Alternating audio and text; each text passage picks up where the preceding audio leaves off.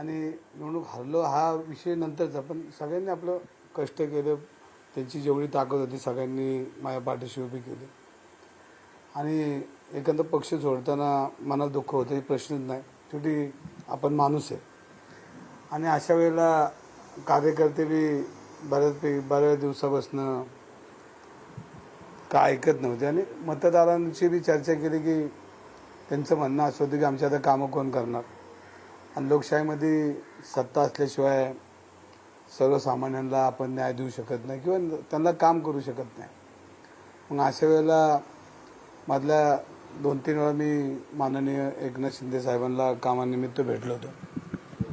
आमचे मित्र उदय सामंत यांच्याशी मी बोलत होतो, पण त्यांनी वारंवार म्हणले की एकदा तुम्ही आमच्यावर काम करा.